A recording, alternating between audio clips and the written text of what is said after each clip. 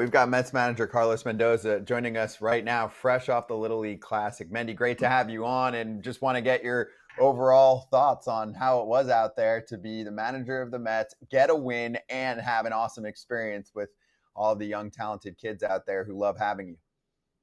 Yeah, what's going on, fellas? Scotty, Grazie, AJ. Back in DC now after a long day yesterday, but special day. Experience a lot of very good conversations with kids, coaches, and just going through the whole experience. It was pretty cool, and then definitely playing our game and getting the victory, obviously. But yeah, it was great experience, man. Getting off getting off the plane and just having the Venezuelan team there, that from my hometown, which I didn't know. It was pretty special, And then we get on the bus, the kids get in the bus, and then, some of our players, our superstars, they start walking on the bus, and you see the faces on those kids, man. It was just like I was just having a blast because I know how hard it is for them to make it all the way here, and then for them to just be that close to their heroes, it was just unbelievable. Did you just hang out with Venezuela and say, screw the rest of these teams, I'm just going with my home team? I'm not going to say screw everyone. I think they specifically wanted me to hang out with the Venezuelan team. Okay. So okay. I just follow instructions. Okay. Because Rosarena was with the Mexican team, right? Even though he's from Cuba, but he lived in Mexico. He played for Team Mexico. He plays for Mexico in the WBC. So that I don't makes know. sense. I know they had me, they had Alvi, they had Torrance and Acuna pretty much locked in with the Venezuelan team. So nice. Good. And you said they're winning because he was first and third. I was watching it too, and he was first and third. 2-0. 2-0. All right. 2-0 right now. There's some shots of the guys in the crowd, including Acuna. So, Mendy, what was the funniest thing? What was the darndest thing a kid said to either you or any of the Mets staff or players out there? Anything like really funny? I mean, viral wise, the toilet seat that big dumper Cal Raleigh signed, that was funny. Anything else that we missed? No, not really. Like I said, I think the kids were just kind of like in heaven, to be honest with you. For them to just be that close to these superstars, it was just pretty surreal. And you could see it, like Alvarez is talking to one of the catchers, and the kid is just like he's like, man, like I can't believe I'm talking to Francisco Álvarez. Then Juan Soto and Lindor walks by, and then like it was just. I was just kind of putting myself on their shoes, and I know where they're coming from and how hard it was for them to get here. It was just, like I was enjoying it big time. All right, is Alvarez okay? You just brought up Francisco Álvarez. Is he okay? We don't know, man. He's. I'm waiting at any moment. He went back to New York. He's getting an MRI. So we should know here, in the next couple of hours. But praying. What does he mean to your team? Because I've always said, everyone talks about his hitting, okay, and then he got sent down to AAA and all this stuff. To me, this is a young catcher who brought you guys this close to the World Series. And I think more than his stats, what he brings, that energy that he brings to this team. But you tell me, you see it day in and day out. Yeah, I mean, you're not missing anything, Krassi. This is a kid that it was hard for him this year. We got to a point where we needed to send him back to the minors, and to his credit, didn't pout, and he just went right to work and put himself in a position where, hey, man, like I'm ready to go back up. And since he's been here, he's a completely different player. And we saw at the very first game, the first at bat, we're on defense. Hitter gets to 2 strikes. He calls a pitch. He's a ball in the dirt, and right away he gets to the blocking position. He blocks the ball. Back-to-back pitches. We didn't see that before we sent him down. He was just trying to pick everything, and trying to frame everything. Where it's like, hey, man, like the blocking is, as you guys know, as catchers, He was just a completely different player, defensively, offensively, but just the energy and how invested he is on the pitching staff, how much he cares about about those guys, and he takes it personal when we're not pitching well, which we haven't. We went through a stretch where it's been hard for us, and he takes it personal. But we're just kind of praying right now because he's a big part of this team, and we just hoping for the best. Mendy, how big was this weekend after what the team has gone through, which is just uncharacteristic, of course, for any ball club? Like, what was that like just now? And do you feel like you've gotten through it because the team won a series here? You saw some good signs, even from a rookie, which we'll get into in McLean. But what was it like from then, that 2.5 week period, and then this weekend? Yeah, I mean, 2.5 week. I think he felt like it's been more than 2.5 that we've been going through it. But it's been hard. It's been hard. It's been a tough stretch, frustrating one. We are all frustrated. But for us to be able to win a series against a very good team, that Mariners team is a really good team. That's a deep lineup. Is a really good pitching staff. And for us to be able, after losing the first one, the way we did, it was important. The Saturday game, last night game. I feel like you guys know everything starts with starting pitching, and we haven't been able to get that consistency from them. I felt like Senga last time, his last outing, going into the 6th inning, followed by McLean, that we'll talk about it.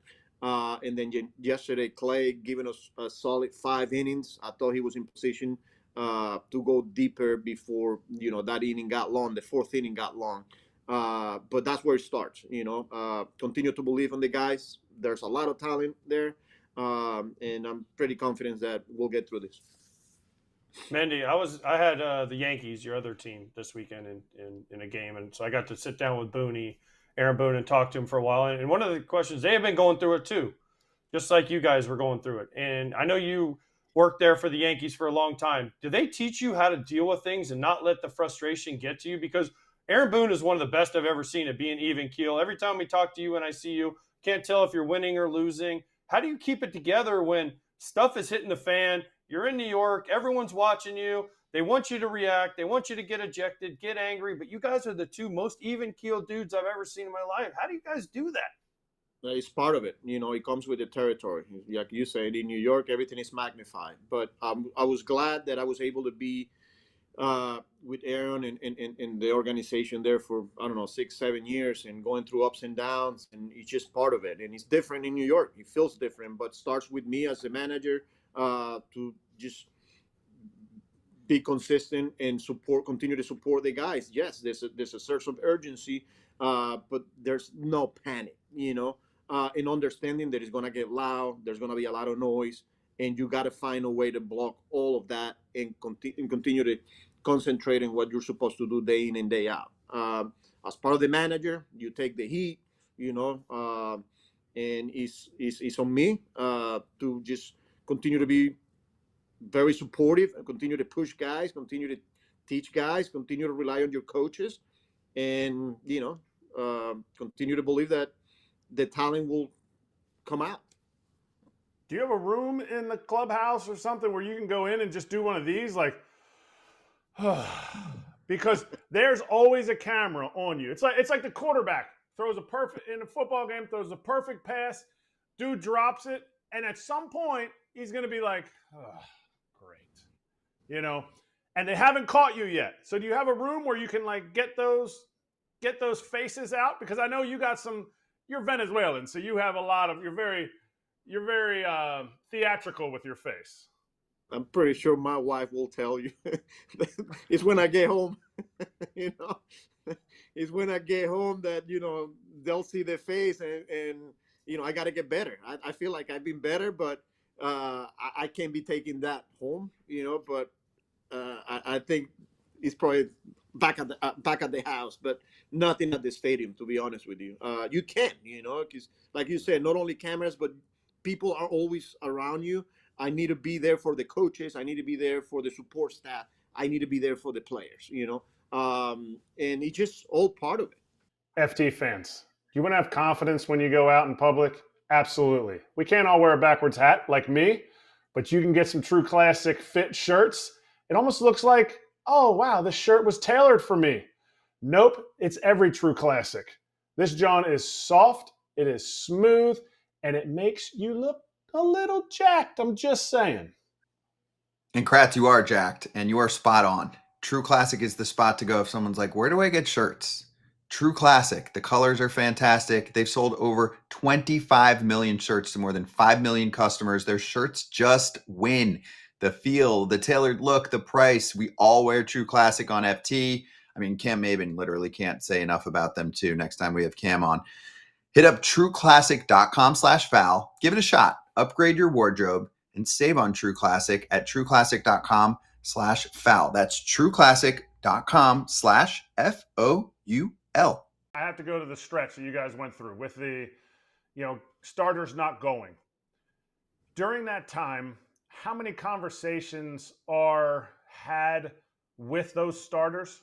No starters like, I hope I go 4 and dive. You joke about 5 and dive, but how much did you have to try to push guys and then regret pushing them during that stretch where guys just weren't going longer? And was it just because you knew how taxing it was on the bullpen, or how taxing it's gonna be on the bullpen if you guys don't start getting length come September when you guys are still fighting in this race? Yeah, it was a tricky one and very difficult because we were getting guys from AAA making spot starts, and we're trying to piece it together. I mean, it's hard to replace. So as soon as Senga went down back in June 12th, then a few days later, Griffin Canning went down, and then McGill went down. Like, that's hard to replace. In the meantime, Montas is kind of rehabbing. Mana is kind of rehabbing, and then he has a setback. It's just I'm trying to push our starters, but when the guys are at almost 90 pitches in the 4th inning, like, how much can I push them? Then the guy that we try and push a lot was Petey. He's been very consistent, giving us 6 innings. And the times that I felt like, hey, he got through the 6 and he's at 92, he's going back out. I think there was a couple of times, one in Atlanta that I sent him back for the 8th, and the first 2 guys got on, and then whoever came in gave it up. But yeah, I mean, like, we went through a stretch here where the bullpen was feeling it, but it's because of how much they've been used out of necessity. Like, the key is starting pitching.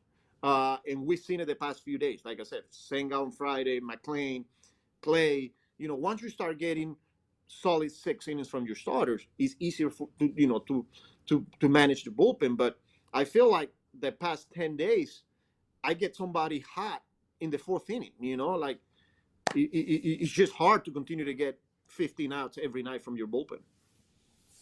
Oh, I agree. We've been talking about this for a while, Mendy, with you guys, and you got to get length from your starters. Let's go to some a little more positive. A guy broke the home run record, Pete Alonso, for the Mets franchise.